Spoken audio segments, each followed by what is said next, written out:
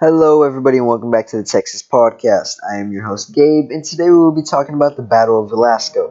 The Battle of Velasco was fought on June 25th through the 26th in 1832 and was the first true military conflict between Mexico and Texans in the Texas Revolution. It began when the Texan militia attacked Fort Velasco, located in what was then Velasco and in what is now the city of Surfside Beach. After Mexico won its independence from Spain in 1821, it legalized immigration from the United States. It granted contracts to impresarios to settle immigrants from the United States and Europe in Mexican Texas. There were few Mexicans living at the same time in the eastern section of this territory, but as the number of Anglo speakers living in Texas increased, Mexican authorities began to fear the United States would want to annex Texas. On April 6, 1830, the Mexican government passed a series of laws restricting immigration from the United States into Texas. The laws also canceled all unfulfilled impresarial contracts and established custom houses in Texas to enforce the collection of customs duties. Mexican military officer Juan Bradburn, formerly a United States citizen, was appointed commander of a new customs and garrison post on Galveston Bay. On October 30th, Bradburn established a post atop a 30-foot bluff at the entrance of the Trinity River. The post became known as Anahuac.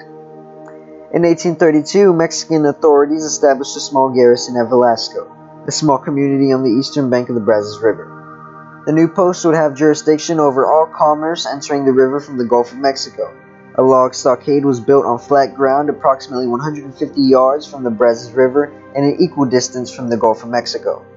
The stockade had an inner and outer wall with 6 feet between them filled with sand, earth, and shells. An embankment along the inner wall allowed musketeers to shoot without exposing more than their heads. In the center of the stockade, another embankment provided a mounting place for a 9-pound cannon. The cannon was on a swivel and could guard the entire mouth of the river, but was unable to point downwards to aim into the immediate vicinity. Approximately 100 troops were garrisoned at the fort under the command of Colonel Domingo de Ugarteche. Bradburn was deeply unpopular with the Texan settlers. Tensions escalated in May 1832 when Bradburn arrested a local man, William Barrett Travis, on charges of attempted insurrection to separate the territory from Mexico. Conviction on this charge would lead to Travis's execution. When Travis's business partner, Patrick Jack, made threats against Bradburn, he was also arrested. Jack's brother organized a contingent of men to march from Brazoria to Anahuac. As the march began, John Austin, a member of the Brazoria Council, stopped to consult with Ugarteche, who recommended that Austin request that the men be remanded into civilian custody while they await a ruling from Bradburn's superior. When presented with this request, several Mexican officers explained to Austin that the laws prevented them from turning the men over to civilian authorities. Placated, Austin returned home. On his arrival, he learned that Bradburn's men had arrested several Texans on suspicion of stealing horses. Austin was outraged and returned to Anahuac to join the other Texan volunteers.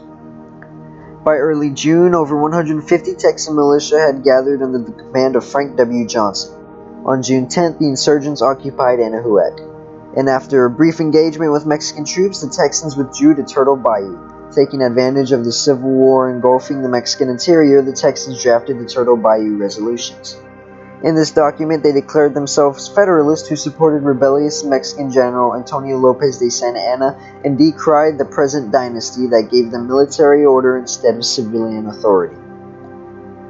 The resolutions encouraged other colonists to join them in laying siege to Anahuac.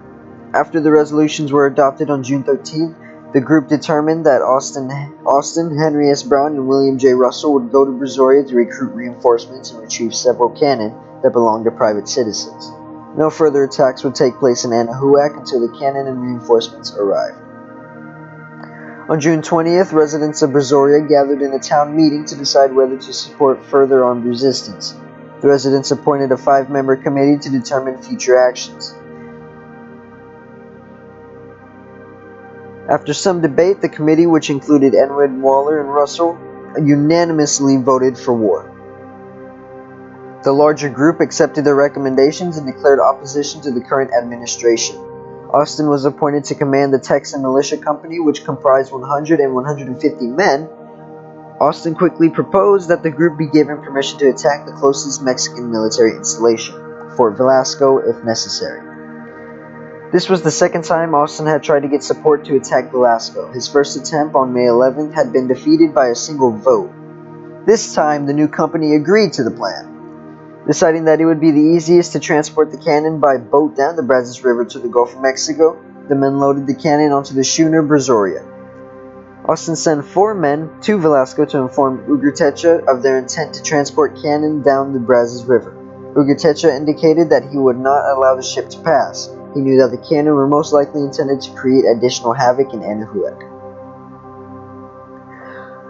At 10 a.m. on June 22nd, Austin and his men left Brazoria for the 25 miles trip to the fort. Approximately 40 men boarded the Brazoria for the journey downstream, while the remaining men traveled overland.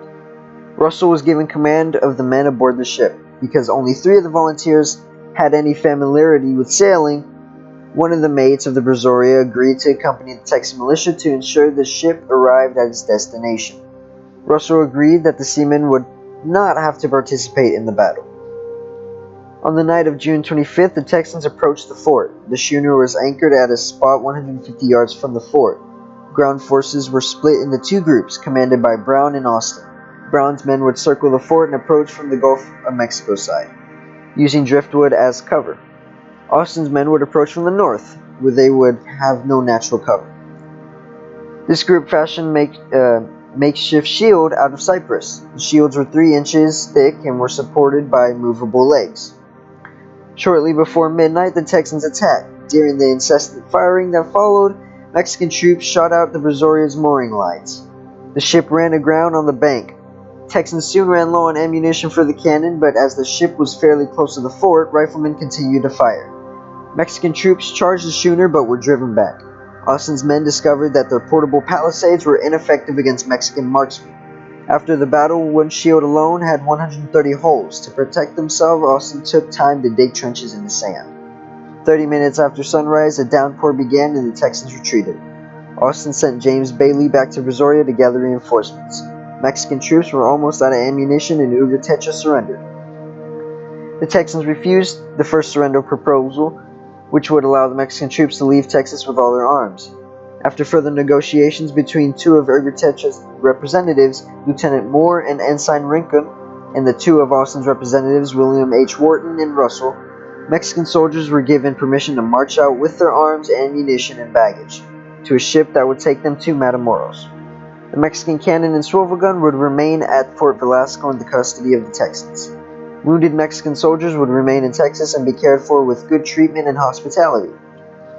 Soldiers would take only the provisions they needed for the journey, with the rest remaining with the Texans. 5 Mexican troops were killed and 16 were wounded. The Texans lost 7 men and had 14 wounded. One of the Texans' casualties was a seaman from the Brazoria. When the battle began, Russell had sent the seaman below the decks so that he could be saved. The man was killed when a Mexican cannon shot crashed through the side of the ship.